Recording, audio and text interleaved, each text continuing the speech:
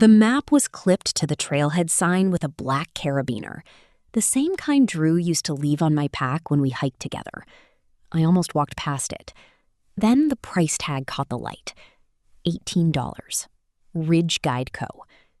I unhooked the map, unfolded it, and felt my stomach drop in a way that had nothing to do with the climb. I knew this route. I drew this route. Every switchback, every contour, every warning about slick rock after rain. And there, beside the elevation key, was the tiny ink sketch I had only ever put on 5 maps in my life. Bearberry, 3 leaves curling inward, a few berries rendered with 2 dots each. All 5 maps had been gifts to Drew. For a minute, I stood there with the paper open in both hands, while chickadees argued in the hemlock above me. I had driven out to scout a connector between Larch Hollow and the North Ridge for the Land Trust. I had my notebook, flagging tape, and a cheese sandwich wrapped in wax paper, because I am 37 and still pack lunch like someone's aunt. I was supposed to be working. Instead, I was staring at my own lettering under someone else's logo. Ridge Guide Co. was printed in a clean black badge at the bottom right corner, exactly where my name used to go on private drafts. Usually just E. Vale, small enough not to turn the map into a poster, present enough that I could remember I made it. The badge covered that space completely. Above it, guide-exclusive waterproof topographic route map. Beneath it, $18. I said the number out loud because numbers get strange when you are upset. $18. A man unloading trekking poles from a Subaru looked over. "You selling those?" "No," I said too fast. He glanced at the clipped stack. "Thought maybe you were with the guide outfit." I folded the map along the original creases. They were my creases. My maps fold the way I think on a trail. First along the watershed, then across the saddle, then once more so the route lives on the outside. Drew used to tease me about that. "You fold maps emotionally," he'd say at our kitchen table, coffee in hand. Back then, I thought he sounded admiring. I clipped the map back to the sign. Then I unclipped it again. Taking one felt too close to theft, which was ridiculous. So I photographed the sign, the stack, the price tag, the logo, the trailhead kiosk, and the road marker. Then I slid one map into my field pack and tucked a $20 bill into the cash box wired to the post. The label read, "Please pay here if purchasing at Trailhead. Venmo also available." He had made it convenient. That was Drew all over. By the first creek crossing, my anger had settled into the part of me that measures slope and distance. That part is not dramatic. It asks, what do I know? What can I prove? What is only pain wearing a convincing jacket? I knew the line work was mine. I knew the Bearberry sketch was mine. I knew the route came from one of 5 maps I had given Drew during the last good winter of our relationship, before we became 2 people carrying separate silences around the same apartment. But knowing is not proving. At mile 1.2, where the trail turned right, my map showed a seasonal seep. So did Drew's. Mine labeled it reliable only after rain. So did his. Those were my words. I sat on a boulder and opened the laminated sheet across my knees. Waterproof paper, matte finish, rounded corners from a decent print shop. He had invested in this. It wasn't a crumpled photocopy handed to a client because someone forgot extras. It was merchandise. Under the route description, he had written, "Designed by local experts for guests of Ridge Guide Co." Experts, plural. That almost made me laugh. Drew was a good guide. I need to say that because it matters. He knew weather. He knew how to calm a panicked hiker on exposed rock. He carried extra socks and remembered who had a shellfish allergy.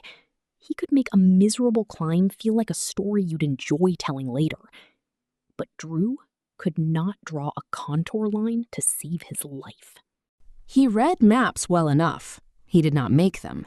He did not spend winter evenings comparing LiDAR elevation data to old USGS quads, muttering at phantom logging roads.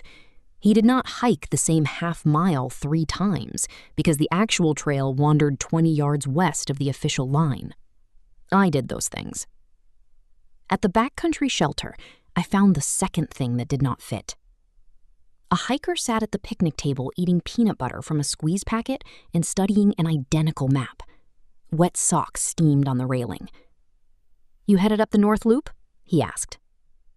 "Connector survey," I said automatically. "Local?" "Local enough." He tapped the margin. "Bought this from Ridge Guide Co. Nice hand-drawn feel. My knees appreciate anything that tells me where the suffering starts." There it was again. Bearberry. Not a generic plant decoration. A copy of a sketch I made in my field notebook on a windy October day 3 years earlier, when Drew and I got lost off the South Spur because he insisted he could feel the old trail, and I insisted feelings were not a navigation method. The hiker held it up. "The little plant is a nice touch." "Yes," I said. "It is." On the hike back down, I did not scout the connector. I photographed the blaze pattern anyway because my body likes finishing tasks, even when my mind has gone elsewhere. By the time I reached my truck, I had decided 2 things. First, I was not calling Drew. Second, I was not accusing him of anything I couldn't prove while holding paper. I sat sideways with both boots on the gravel and searched Ridge Guide Co. I had not looked at Drew's website since the breakup. That had been intentional. I knew if I looked, I would find a photo where he seemed happier than I wanted him to be. Or worse, sad enough that I had to feel responsible. The homepage loaded slowly on 1 bar of service. Drew smiled in a green rain jacket on a summit. Drew poured coffee beside a tent. Drew pointed toward a ridgeline while 6 clients looked at him like he had arranged the Appalachians personally. At the top, Ridge Guide Co. Custom hikes, overnight trips, and field-tested navigation tools. Navigation tools. I clicked shop. There they were. Not just the North Loop map. 7 maps. 3 routes I recognized immediately. 2 I suspected. 2 from areas I had never mapped for him. Each had the same badge, the same product description, the same phrase. Drawn in-house from years of local guiding experience. My hands went cold. In-house. Our kitchen table had become in-house. The North Loop map had reviews. Beautiful and practical. Love the hand-drawn style. Drew said these are his own designs, which makes them feel more personal than mass-produced maps. I took screenshots. Then I stopped and made myself breathe. Screenshots were useful, but websites change. People deny, files disappear. I needed a clean purchase record. So I called Jana. Jana runs a native plant nursery, owns more shade cloth than anyone needs, and has opinions about mulch that can ruin dinner. She also knows when not to ask too many questions too early. "What's wrong?" she said. "Why do you assume something's wrong?" "Because you called instead of texting. And last week you texted me a mushroom photo with no explanation and considered that communication." "Fair." "I need you to order something under your name and ship it to your house." "That sounds either illegal or like Christmas." "It's my map. Drew is selling it." Silence. Greenhouse fans hummed in the background. "Drew, your Drew?" He is no longer my anything. Yes. "Send me the link." "I'll pay you back. Don't use my card, don't use my address, and when it arrives, don't open it. I need the packaging intact." Another pause. "Are you okay?" "No." "Okay," Jana said. "Send it." She bought the map within 5 minutes and forwarded the confirmation. Ridge Guide Co. North Loop Waterproof Topographic Route Map. Quantity 1. $18. Shipping, $4.95. Tax, $1.38. Total, $24.33. Subject line, Your Ridge Guide Co. order is confirmed. When I got home, I put the trailhead map in a gallon freezer bag because that was the closest thing I had to evidence storage. I wrote the date, time, location, and weather on a label and stuck it to the bag. That sounds excessive, unless you have ever explained a chain of events to someone politely looking for a reason not to help you. Freelancing teaches you to document without expecting justice. It is depressing, but it is a skill. My cabin is small enough that grief has nowhere to hide. Drew helped me paint the kitchen shelves a blue-gray he called storm cloud, but make it charming. His chipped mug was gone, but the pale ring it left on my desk remained because I had not sanded the wood. 6 months after the breakup, there were still absences shaped like habits. I made tea I did not drink and pulled the external backup drive from the file box under my drafting table. The drive was orange rubber, labeled Field Backup 2020-2023. I almost threw it out during the breakup purge. I threw away the extra toothbrush, the duplicate headlamp, the wool hat he said made me look like a melancholy fisherman. I deleted playlists. I donated the 2-person tent. But I kept the drive, because work is work, even when love has touched it. The folders opened. Projects, contracts, field scans, draft maps, private. I clicked private. There they were. Drew_North Loop_V04. Drew_South Spur_V03. Drew_Cedar Ridge_overnight. Drew_Larch Hollow_options. Drew_rain route_backup. I opened North Loop. The file loaded layer by layer. Base hillshade, hydrography, verified trails, approximate trails, contour major, contour minor, hazard notes, labels, legend, marginalia. My work appeared in pieces, like a body returning to itself. The metadata showed creation date, February 12th, 2022. Modified, March 3rd, 2022. Author, Elaine Vale. Ridge Guide Company, according to the State Business Registry, had been registered in April 2023. My file predated his company by 14 months. I took screenshots of the metadata, exported read-only copies, and made a folder called Ridge Evidence, immediately disliking myself for sounding like a retired detective in a cabin. Then I backed it up twice, because melodrama is embarrassing, but data loss is worse. For the next 2 days, I did regular work, because rent does not pause for betrayal. I revised a municipal trail map for a town that wanted all steep labels changed to challenging, as if adjectives affected ankles. At night, I built the ladder. First rung, the trailhead map. Public sale. Ridge Guide Co. brand. Price tag attached. Second rung, Jaina's purchased map. Receipt, packaging, shipping record. Third rung, my original layered files. Creation dates, author metadata, custom typography, layer structure. The fourth rung arrived through Jaina. It came, she said. I didn't open it. I put the whole thing in a clean produce box, because apparently you've turned me into a person who thinks about fingerprints. Thank you. There's something else. I mentioned it to Milo. Milo was our mutual friend. Mine first, technically, though friendships are not property lines. He was a climbing instructor in summer, substitute teacher in winter, and still worked occasional trips for Drew because guiding income is cobbled together from whatever pays. You told Milo? I didn't give details. I asked if Drew was selling maps on trips. Milo got quiet. My chest tightened. What did he say? He asked if you knew about the guidebook. I stared at the survey ribbon pinned above my desk from the year Drew and I met. What guidebook? Apparently, Drew's putting together a Ridge Guide Co. route book, spiral-bound, limited run, selling to clients and maybe local shops. Milo saw proofs in the van. He said some route descriptions sounded like you. I called Milo before I could overthink. He answered with, I was wondering how long before this got weird. It's already weird, I said. I'm trying to keep it from getting stupid. That sounds like you. He stepped outside. I heard a door close behind him.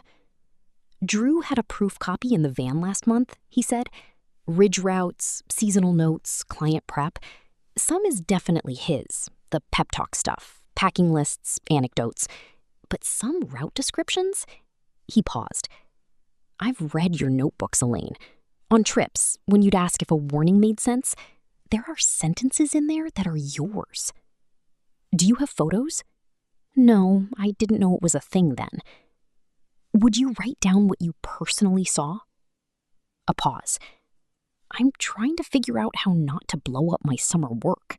That was honest, and because it was honest, I respected it more than instant heroics. I'm not asking you to steal anything. Don't take photos of something you don't have permission to access. Don't send me his files. I just need what you saw and whether he's selling it. He is, Milo said, or planning to. Told a client it would be available by September. $35. Signed copies, if you can believe that. I wrote it down. September, $35, signed copies. I'll send a statement, he said. Plain. But I don't want to be dragged into a lawsuit. I don't want a lawsuit either. Drew said you gave him those maps. There it was, the shape of the defense. I gave him printed private route drafts. I did not give him permission to sell them. Yeah, Milo said softly. That's what I figured. After we hung up, I pulled down the old field notebook.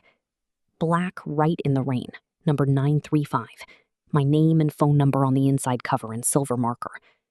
Drew called them my little waterproof diaries, which annoyed me because diaries do not usually include bearing corrections and tick counts. The disputed pages, North Loop, South Spur, Cedar Ridge, were mine. My observations, my hazard warnings, my phrasing. At North Loop, mile 2.8, I had written, slab stays slick long after rain. Moss at left edge hides ankle trap. Do not let eager people bunch here. Drew's map read, open slab remains slick long after rain. Moss along left edge hides an ankle trap. Do not let eager hikers bunch here. He had changed people to hikers. At Cedar Ridge, my notebook said, false summit is emotionally rude. Warn clients before final pitch or morale drops into boots. Drew's product listing said, false summit is emotionally rude. Save energy for the final pitch. I laughed once, hard, in the empty cabin. There is something uniquely insulting about someone stealing your joke badly. Milo's statement arrived the next morning. He described seeing a spiral-bound proof labeled Ridge Guide Co., Local Routes Volume 1, in Drew's van on June 14. He described route entries for North Loop and Cedar Ridge containing language he recognized from my field notes. He described Drew telling clients the guidebook would be for sale in September and that the maps were made by us. He did not call Drew a thief. He did not speculate. It was better because of that. I forwarded nothing to Drew. Instead, I looked up the U.S. Copyright Office. Yes, copyright exists when you create the work. People say that online like they are revealing a spell. But registration matters when you need enforcement. It turns please stop into here is where you are standing. I registered the maps as visual works, deposited original layered files and flattened versions, and paid the fee with a credit card I would rather have used for new tires. For the copied text, I knew enough to know I needed help. You cannot own the fact that a trail turns left at a cairn. You can own your expressive description if someone copies it closely enough. Lawyers cost money I did not have lying around in decorative bowls, so I called Anne Selden. Anne was not a friend. She was a lawyer I had met once at an Arts Council workshop called Contracts Are Not Rude. I remembered the title because I had written it on a sticky note and stuck it to my monitor for 6 months. She handled small creative business problems. Illustrators, photographers, ceramicists whose designs got copied by boutiques that used inspired by as if inspiration were a receipt. Her consultation fee made me wince, but not as much as doing nothing. I sent a concise email with attachments, Trailhead photos, Jana's order confirmation, online shop screenshots, metadata, original files, notebook scans, Milo's statement, and the copyright registration confirmation. She replied 2 days later. I can meet Thursday. Do not contact him before then. Preserve everything. Her office was above a dentist. The waiting room had 2 plants, both alive, which I took as a good sign. Anne was in her late 50s, with cropped gray hair, red glasses, and the calm expression of someone who had watched many adults behave badly over invoices. She spread my materials across the conference table. "Well," she said, "he certainly made choices."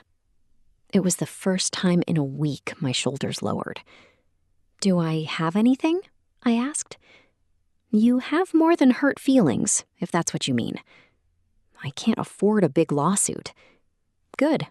Lawsuits are terrible hobbies." I liked her immediately. She explained it carefully. The maps were creative works because of my design choices, annotations, layout, typography, line work, and illustration. The metadata helped establish authorship and timing. Jana's purchase established commercial distribution. The website showed ongoing sale. The notebook and Milo's statement showed copied text and pattern, though the guidebook issue needed caution until we had an actual copy. "What do you want?" she asked. I had expected the question. It still stopped me. I wanted him not to have done it. That was useless. "I want him to stop selling them as his," I said. "I want my name on any map he sells, if I allow it. I want payment for what he already sold. I want a public correction, because people think he made them." "Do you want to destroy his business?" "No." The answer came quickly enough to surprise me. "I don't," I said. "I don't want clients stranded or employees unpaid or Milo losing work because Drew was arrogant. But I don't want to keep being the invisible part of his competence." Anne nodded. "Then we start with a demand letter. Firm. Specific. No lawsuit yet. We offer options. Cease sales and account for past sales, or enter a narrow license with attribution, royalties, and a public correction. If he refuses, we use DMCA takedowns and consider further claims." "Draft it," I said. The deeper truth arrived 2 days later through a website update. I checked Ridge Guide Co.'s shop again for fresh screenshots and found a note at the top of the map section.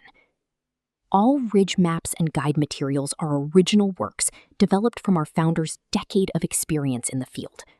Unauthorized reproduction prohibited. Unauthorized reproduction. My teeth actually touched. Below that was a banner announcing pre-orders for Ridge Routes Volume 1. Beautiful hand-drawn maps, intimate trail notes, and local insight you won't find anywhere else. Pre-order price, $35. There was a sample page. I clicked it. The sample showed a cropped portion of the Cedar Ridge map and a paragraph. "The false summit is emotionally rude. Take the view, drink water, and save your legs for the final pitch through spruce. After rain, the slab below the saddle holds slickness like a grudge after rain. Warn them." He had not just taken my maps. He was building a voice on top of mine. That evening, Milo came by with beer he did not drink and an expression like a dog expecting thunder. We sat on the porch steps because inside the cabin still felt too full of Drew-shaped absences. "He's telling people you're fine with it," Milo said. My body went still. "What?" "At the gear shop. Casey asked if you were doing the maps for him. Drew said you helped early on, but that he'd bought out your interest during the breakup." I stared at the woodpile. There was no interest to buy out. I figured. There was no money, no conversation. I know. "He knows I hate public fights," I said. Milo didn't answer. "He knows if he makes it sound messy enough, I'll get embarrassed and back down." Milo looked at me. "Will you?" I wanted to say no with force. Instead, I said, I don't know. That was the truth. I am competent, but I am not naturally brave in personal conflict.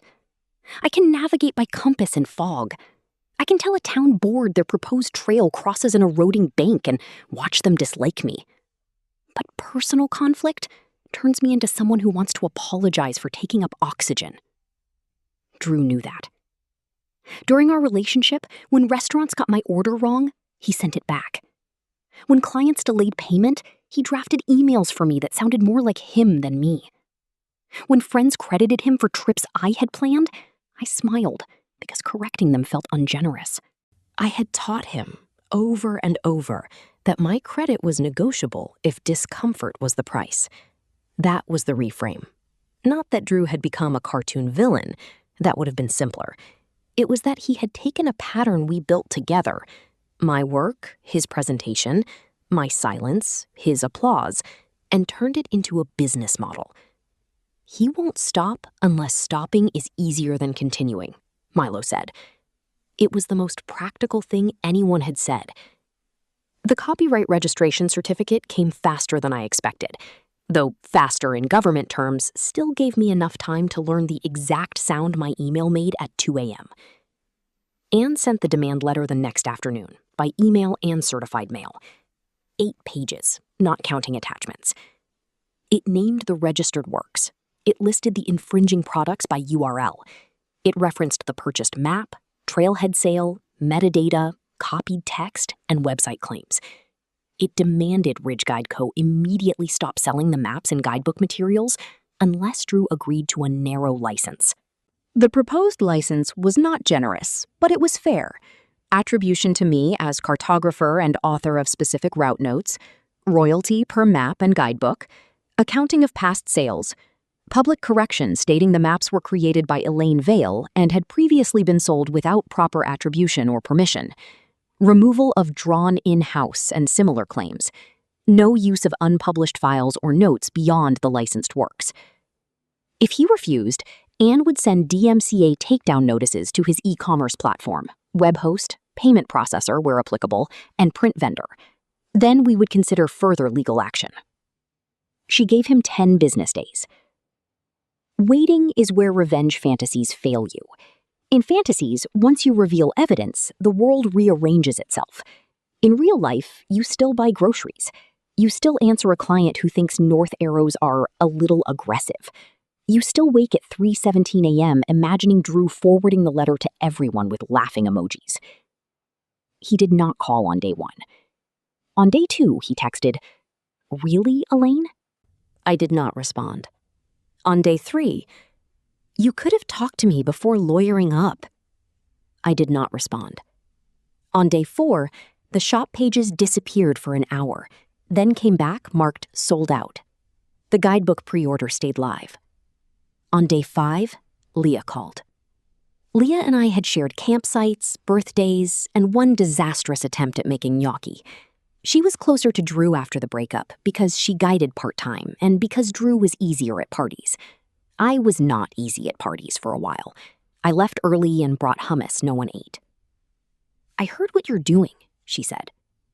"What did you hear?" "That you're threatening to shut down Drew's business over some maps?" "I'm enforcing my rights to work he sold without permission." "He said you gave them to him." "I gave him private drafts, not a commercial license." "Elaine, nobody's getting rich off $18 maps." "It's not about getting rich." "Then what is it about?" I could have said authorship, consent, the humiliation of seeing your handwriting rebranded by someone who once slept beside you. Instead, I said, "They're mine." Silence. "That sounds possessive," she said. "Maps are possessive by nature. They say this road is here, this stream is here, this boundary matters. But when a woman says mine, people start looking for a softer word." "He copied my files," I said, "my notes, my lettering, my illustration." "He says you're exaggerating." "Of course he does." "He also says you never cared about selling them until he made them successful." That hurt because it sounded like Drew, and because it found the bruise where my own doubt lived. I had not sold those maps. I had not promoted them. I had let them sit on a drive while I took boring contracts because boring pays on time. That did not make his theft reasonable. "I'm sorry you think that," I said. She hung up politely, which was worse than dramatically. On day 6, Drew's lawyer responded. The letter denied willful infringement, claimed Drew believed he had an implied license based on our relationship and joint development of route materials, and objected to the public correction as reputationally harmful. Anne called after reading it. "Standard opening position," she said. "Not panic-worthy. Implied license? He can argue it. The evidence is not great for him if these were private gifts and there was no commercial discussion. Removing your name and calling them in-house does not help him. Joint development? Did he contribute to the maps? He hiked some routes with me, made Kofi, said things like, 'View is nice,' and 'clients will hate this climb.' Those are not contour lines." Despite myself, I smiled. Anne replied with side-by-side comparisons. Original map with metadata, his product, notebook sentence, sample page, trailhead photo, Jana's sealed purchase receipt, public registration. She reiterated the deadline and added that if the guidebook pre-order remained live after the deadline, takedown notices would proceed. On day 8, Drew called from an unknown number. I knew it was him before he spoke because my body recognized the silence. "Elaine," he said. I stood in my kitchen, staring at the blue-gray shelves. "You need to talk to my lawyer." Come on. No. You're really gonna do this? "I'm doing it." He made a sound that almost wanted to be a laugh. You always hated the business side. I made them usable. I should have hung up. Anne had told me not to engage. They were usable when I gave them to you, I said. They were drafts. They were my drafts. I put them in front of people. I built the audience. I paid for printing. You removed my name. You didn't want attention. That stopped me, because it wasn't entirely false. I did not want Drew's kind of attention. I did not want to be charming at gear shop events or post summit selfies with captions about grit. But not wanting to be a brand is not consenting to be erased. I didn't want to be lied about, I said. He exhaled hard. This could wreck me. You had months to not sell my work. You never said I couldn't. I looked at the laminated map sealed in its freezer bag. The bearberry visible through plastic. The price tag. His logo. I shouldn't have had to. He was quiet long enough that I thought he might apologize. I hate admitting I wanted it. Even then, some tender, stupid part of me waited for the man who once carried my wet boots across a river because my blisters had opened. The man who knew how I took coffee. The man who cried when his old dog died. Instead, he said, "Leah thinks you're being vindictive." The tender part folded itself away. "Talk to Anne," I said, and hung up. On day 10, he capitulated. Not with Grace. Grace was not in the agreement. Ridge Guide Co. would halt sales for 2 weeks while product pages were corrected. Drew would pay a modest but real sum for past sales, based on reports Anne reserved the right to audit. He would license the 7 existing maps for 1 year, renewable only with my written consent. Each map would carry cartography and route annotations by Elaine Vale in the lower margin. Not hidden, not decorative, not optional. The bearberry sketch would remain only with attribution. The guidebook would remove copied text or credit and license approved excerpts. The pre-order page would be corrected before going live again. And the public correction would be posted. We negotiated wording for 2 days because Drew's lawyer tried to soften everything into pudding. Their version: we are excited to clarify that local cartographer Elaine Vale contributed to early Ridge Guide Co. map development. No. Anne's version: posted. Ridge Guide Co. previously offered certain maps for sale without proper attribution or authorization from their creator, Elaine Vale. We have corrected the affected materials and entered into a license agreement for future use. I saw it on a Tuesday morning while eating toast over the sink. No thunder, no music, just my name on his website, attached to the truth in plain language.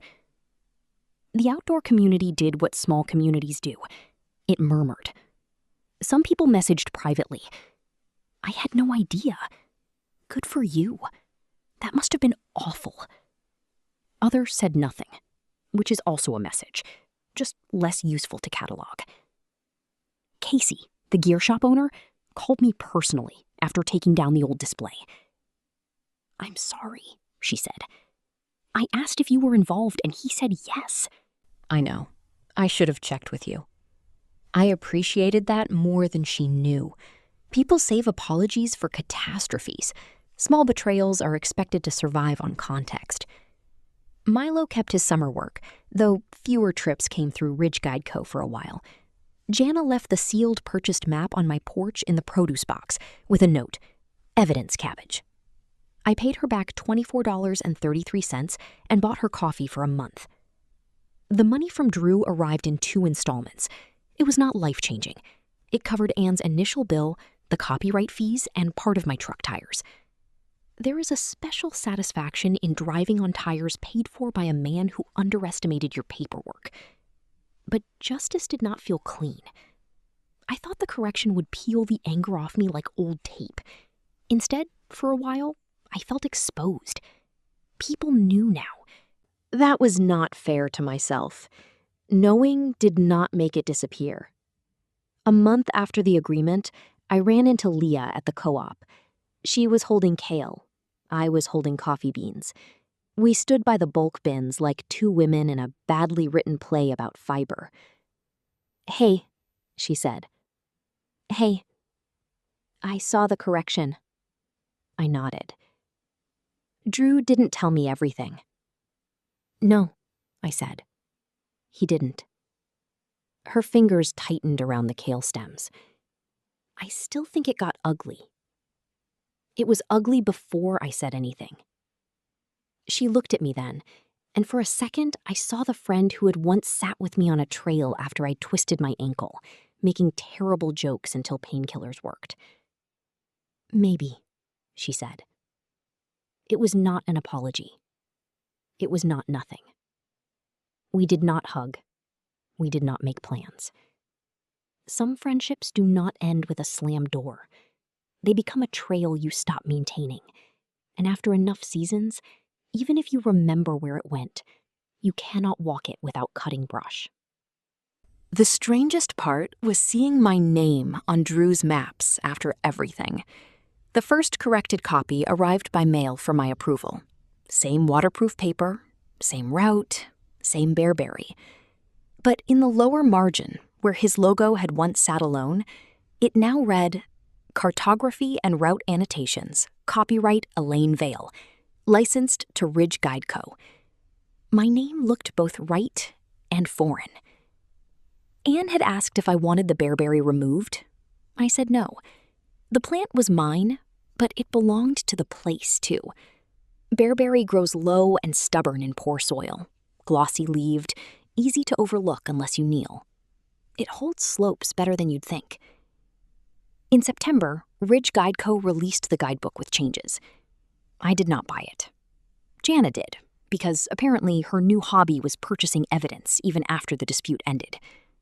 She reported that my credited excerpts were credited, the worst copied jokes were gone, and Drew's original writing was, in her words, very Drew, in that it makes weather sound like a networking opportunity. I laughed for the first time about the whole thing without feeling like something might crack. Work changed after that, not dramatically. I did not become famous. There was no avalanche of commissions. But Casey referred 2 clients. The Land Trust asked me to design a public-facing map series. A local hiking club invited me to give a talk on reading terrain. And I made myself say yes, even though the thought of standing in front of folding chairs made my mouth go dry.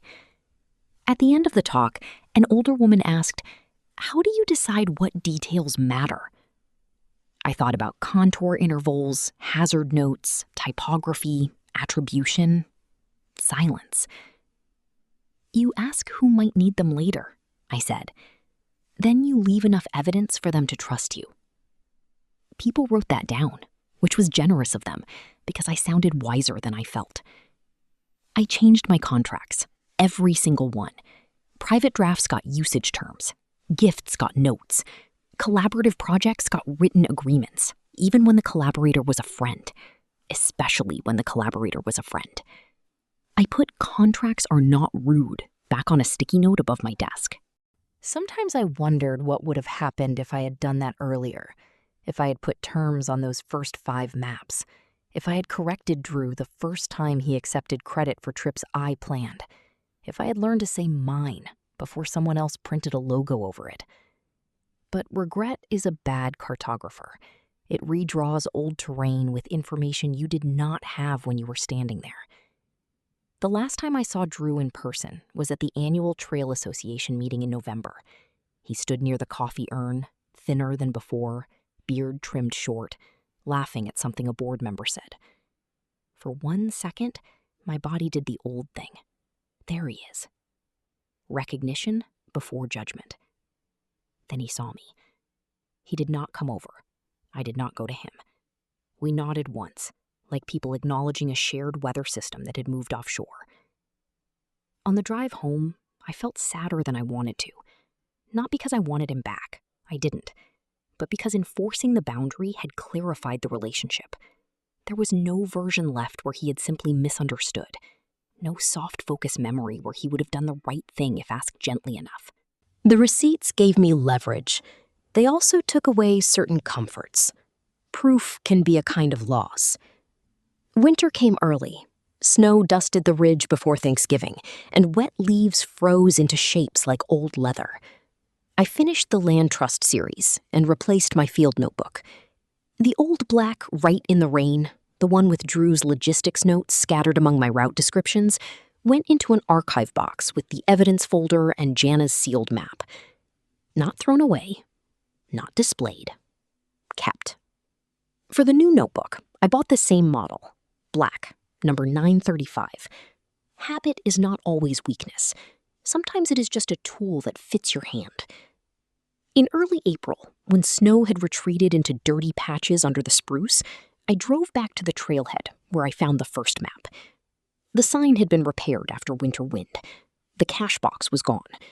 Ridge Guide Co. no longer sold maps from trailhead kiosks. That had been part of the agreement. Too messy to monitor.